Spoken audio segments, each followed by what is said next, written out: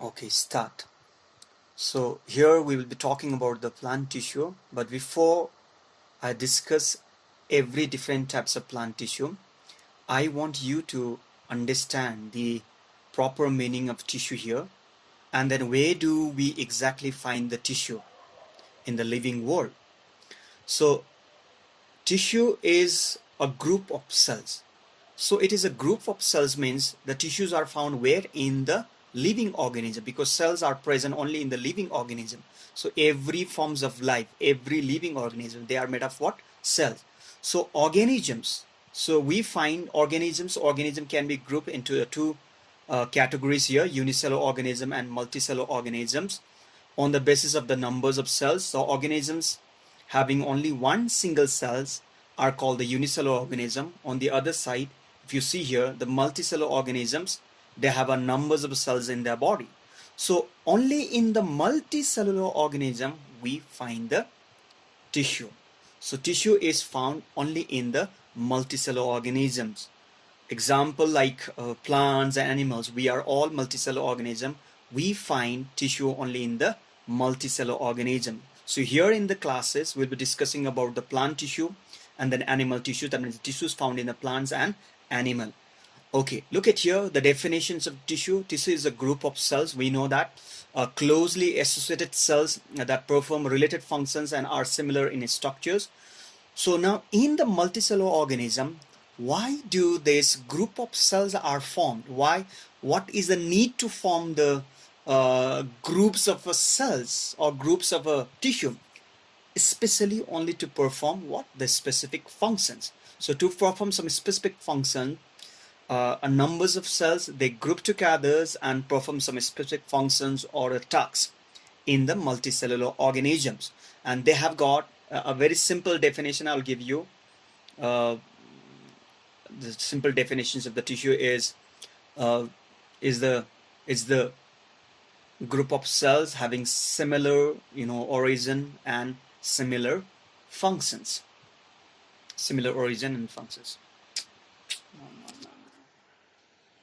Okay, so we can continue with that, and then now so here, so this is what the tissue. So let's move on to the next here. So I told you about the tissue here. So here in our class we'll be discussing about the plant tissue and animal tissue. Both plants and animals are multicellular organisms. We find a numbers of tissues in the plants and numbers of tissues in the animal. So in the plant tissue we have two kinds of plant tissue. Basically plant tissues are grouped into two categories, meristematic tissue and permanent tissue, whereas in the animal, epithelial, connective, muscle tissue and neural tissue. So but we will not see, in some other video we'll see the animal tissue, but here in this video we will discuss about only the plant tissue. Now let's move on to the plant tissue here. Plant tissues, as I told you, the two groups of plant tissue, meristematic tissues and the permanent tissues. And basically the two types of tissue, and there are few differences between the meristematic and permanent tissues, which we will discuss here. But before that, let's go and see the different types of even the meristematic tissue.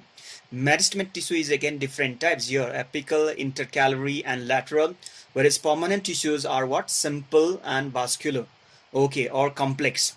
And simple tissues, permanent tissues, are again parenchyma, collenchyma, sclerenchyma, and then complex vascular is of two types, the xylem and phloem.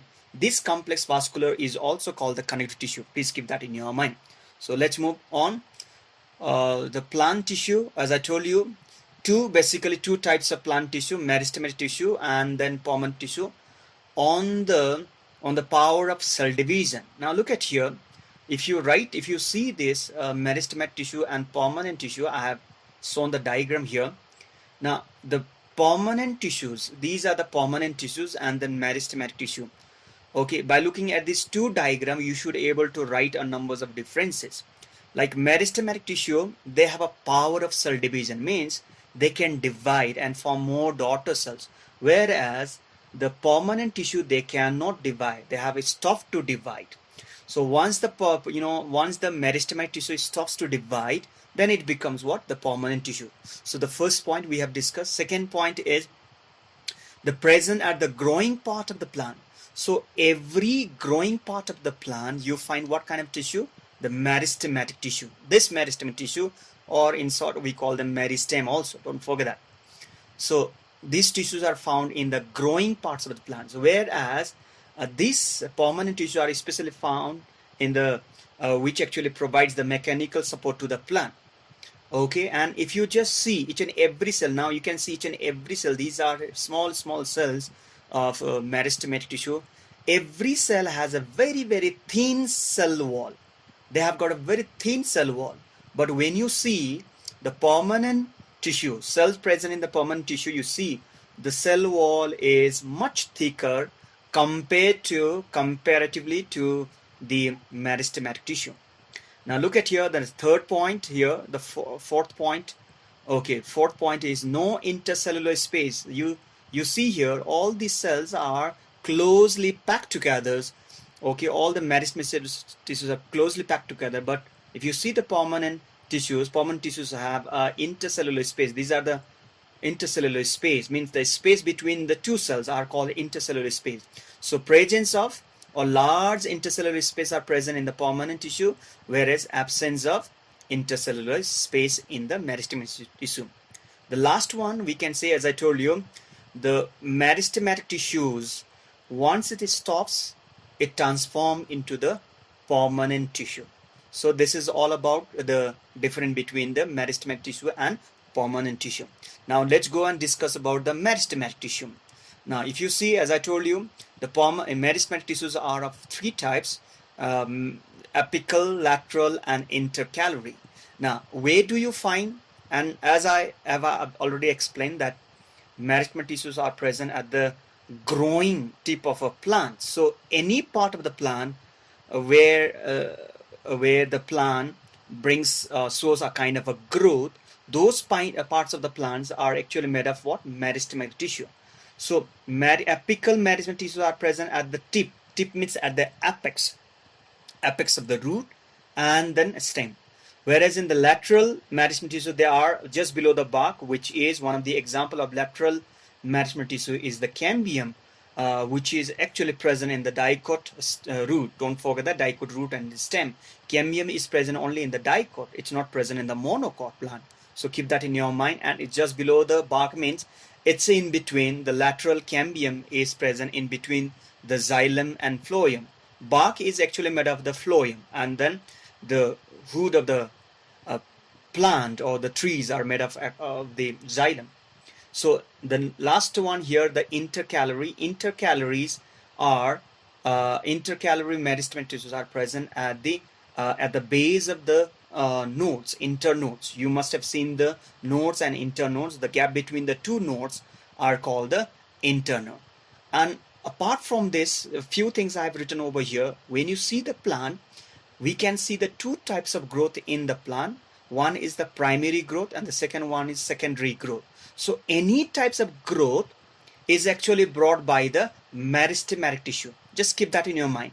Any types of growth is because of the cell division, and we know that only the meristematic tissues, they have a power to divide, or they can divide.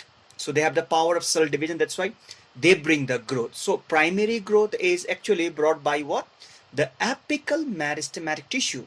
So in the primary growth, we see the plant, it grows in height.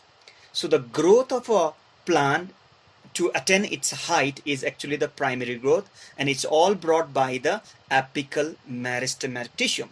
Whereas the secondary growth is actually because of the activities of the cambium. And I told you the secondary growth is found only in the plant where we find the cambium. And I told you only the dicot plant have the cambiums. Only the dicot plants have the cambium, means the secondary growth occurs only in the dicot plant, and most of the taller plants, they are the dicot plants. Okay, and then this secondary growth is brought by the cambium, which is present just below the xylem and phloem. Okay, now the next class we will be talking about the permanent tissue in my next video. Thank you so much, Julens. Hope you enjoyed it.